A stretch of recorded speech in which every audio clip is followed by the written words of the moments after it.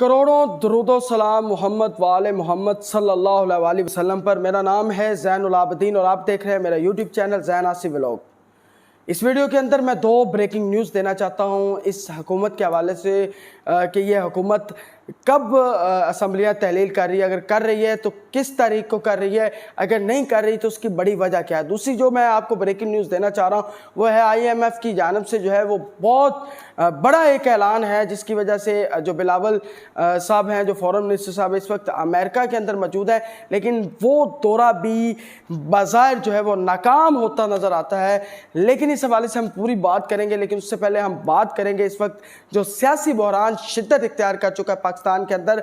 गुज़श्ता रोज़ जो है वो इलेक्शन कमीशन की जानिब से 25 मुनहरफ अरकान पंजाब असम्बली को डिसीट कर दिया गया है, उनकी जो है नाहल कर दिया गया। दूसरी जानब पाकिस्तान तहरीक इंसाफ के जो मुनहरफ अरकान थे जो डिसीट हुए थे उनको भी इमरान खान ने नोटिफिकेशन के ज़रिए निकाल दिया। अब इस वक्त पंजाब के अंदर जो सियासी सूरत हाल है वो बड़ी ही दिलचस्प नज़र आती है, क्योंकि इस वक्त ना पाकिस्तान तहरीक इंसाफ के पास नंबर गेम पूरी है, ना ही इत्तेहादी जमातों के पास, दोनों के पास नंबर गेम नहीं पूरी। लेकिन दूसरी जानब पाकिस्तान तहरीक इंसाफ की जानब से ये कहा जा रहा है कि हमजा शहबाज जो है वह अखलाकी तौर पर वज़ीर आला नहीं रहे, उनको इस्तीफ़ा दे देना चाहिए। तो दूसरी जानब हुकूमत की हुकूमती नुमाइंदों की जानब से पाकिस्तान मुस्लिम लीग नून की जानब से ये कहा जा रहा है कि हमजा शहबाज ही वज़ीर आला रहेंगे, ये जो मर्जी कर रहे हैं वो कहीं नहीं जा रहे।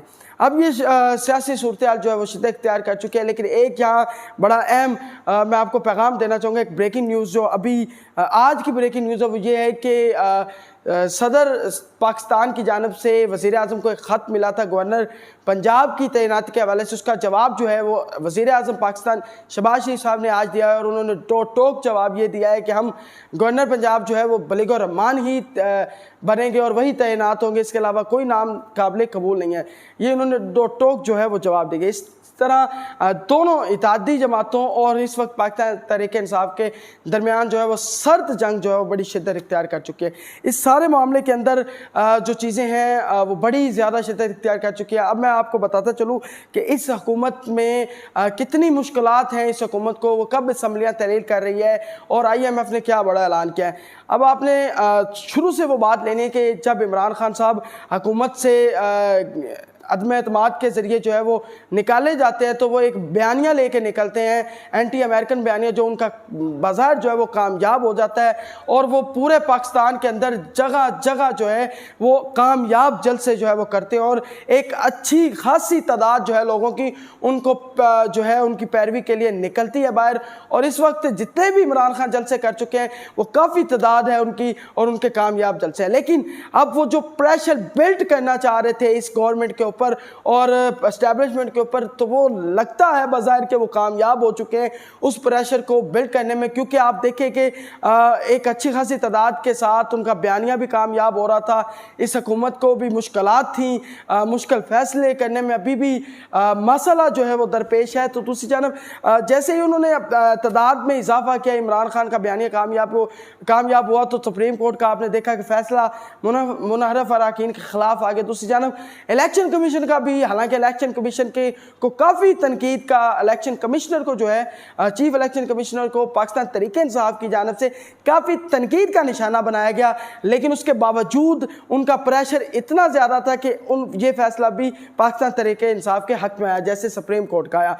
अब ये बाज़ाहिर लगता है जो है वो इस वक्त बिल्कुल प्रेशर बिल्ड कर चुके हैं। लेकिन अब देखना यह है कि इत्तेहादी जमातों ने जो मुलाकात की है वज़ीर आज़म शहबाज शरीफ ने, और जो लंदन से मुलाकात करके आए, तो वो मैं आपको बताना चाहूँगा।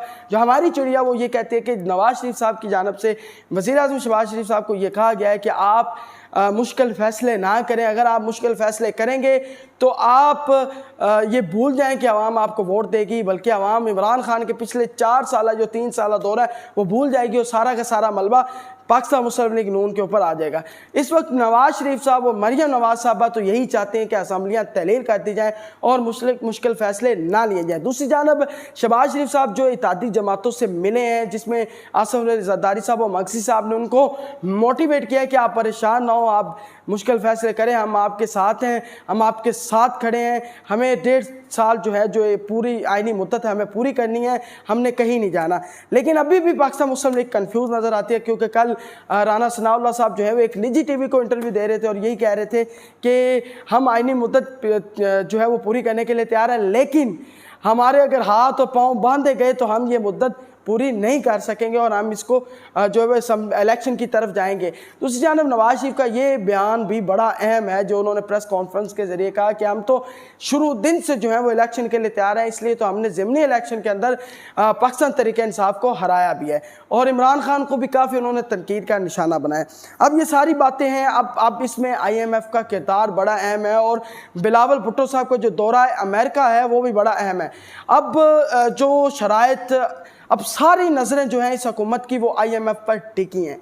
अगर IMF ने थोड़ी सी डील दे दी या ढील कर दी तो फिर यह हुकूमत बच सकती है, अदरवाइज इस हुकूमत के पास और कोई चारा नहीं है कि या तो वो मुश्किल फैसले करेगी या असम्बलियाँ तहलील करेगी। वो क्या है मैं आपको बताता हूँ। IMF ने शर्तें रखी हुई हैं कि जितनी भी सब्सिडीज़ हैं वो ख़त्म कर दी जाएँ पेट्रोल में और बिजली के नरखों में। अब ये बहुत मुश्किल फैसले हैं। अगर पेट्रोल की कीमतों को एकदम से बढ़ाते हैं तो पूरे मुल्क के अंदर एक महंगाई का तूफ़ान जो है वो उमड़ आएगा और इस तरह जो गरीब तबका है, जो लोअर मिडिल क्लास है और जो मिडिल क्लास है और जो वर्किंग क्लास तबका है, उन पर एक बहुत ज़्यादा बोझ पड़ेगा, जिसकी वजह से पाकिस्तान मुस्लिम लीग नून को काफ़ी तनकीद का निशाना बनाया जाएगा और जो अभी से भी ही बनाया जा रहा है। अब ये सारी चीज़ें हैं, लेकिन दूसरी जानब अमेरिका की जानब से जो है वो बिलावल को थोड़ा सा ग्रीन सिग्नल मिला तो है, लेकिन बज़ाहिर अभी वो दौरा उस तरह कामयाब नहीं रहा। लेकिन उनके खारजा पॉलिसी के हवाले से अगर बात की जाए तो उन्होंने जिस तरह वज़ीर-ए-आज़म इमरान खान के दौरा रूस का दिफा किया वो एक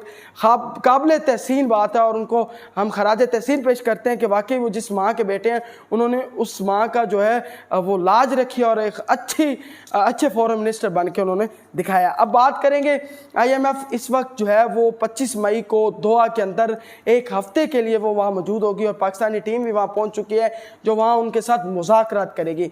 मुफ्ता इस्माइल साहब जो है वो यहाँ से बैठ के ऑनलाइन उनके साथ मुज़ाकरात करेंगे। अब सारी नज़रें जो है वो IMF के ऊपर हैं।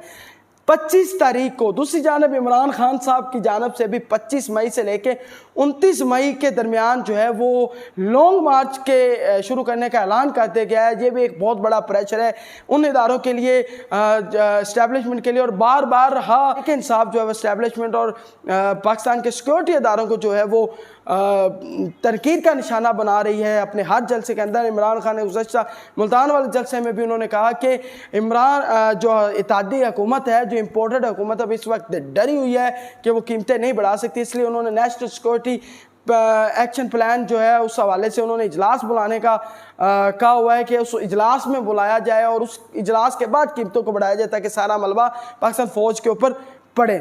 ये इमरान खान साहब की जानिब से बाकायदा नाम लेके ये तनकीद का निशाना बनाया जा रहा है। अब सारी नज़रें जो हैं वो मैं आपको बताता चलूँ, ये जो बड़ी अहम बात है वो 25 मई के IMF के इजलास पे टिकी हुई हैं।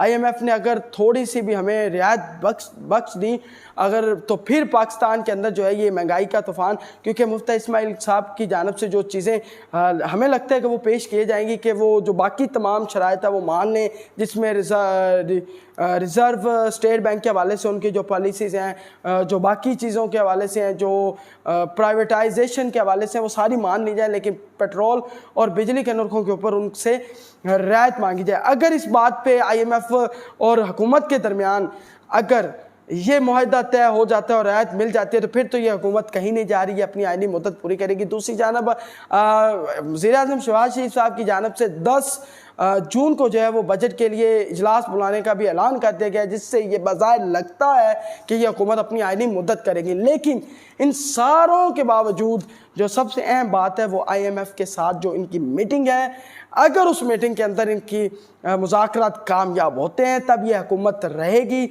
अदरवाइज़ यह हुकूमत मुश्किल फ़ैसले नहीं करेगी, क्योंकि मरियम नवाज़ साहिबा अपने अब जलसों में ये कहना शुरू हो गई है कि हम इनका 3 साला गंद अपने सर पे नहीं लेंगे, हमें यह हुकूमत नहीं चाहिए, हम नवाज़ शरीफ की हुकूमत को हमने हमने चीज़ें सस्ती की। हम चाहते हैं कि हम पूरी अक्सरियत 2 तक अक्सरियत के साथ लाएँ और 5 साल पूरे करने और अच्छी मीशत को जो है वो लेके चले और पाकिस्तानी मीशत को सहारा दें।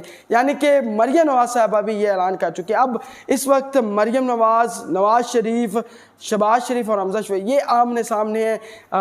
हमजा शहबाज साहब जो है वो अपने मामलात में इस वक्त उलझे हुए हैं क्योंकि सियासी बहरान जो है पंजाब का शिद्दत इख्तियार कर चुका है। दूसरी जानब शहबाज शरीफ साहब भी कन्फ्यूज़ हैं, लेकिन नवाज शरीफ साहब और मरियम नवाज साहब क्लियर है कि उनको ये हुकूमत छोड़ दी जानी चाहिए। लेकिन अगले हफ्ते जो है वो उनका जो इंतखाबी इस्लाहात के हवाले से वो भी बिल पेश किया जाएगा, जिसके अंदर जिससे ये मालूम होता है कि जल्द अज जल्द इस बिल को पास किया जाए, क्योंकि उन्होंने अपोजिशन लीडर जो है वो रियाजुल हक साहब को भी बना दिया है ताकि इस बिल को पास किया जाए, इंतखाबी इस्लाहात की जाए।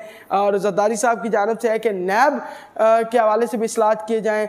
तो ये सारी अगर इस्लाहात हो जाती हैं तो आप ये समझें कि जो अगला हफ्ता है यानी कि 25 मई और 26 मई ये दोनों तारीखें बड़ी अहम है पाकिस्तान के लिए।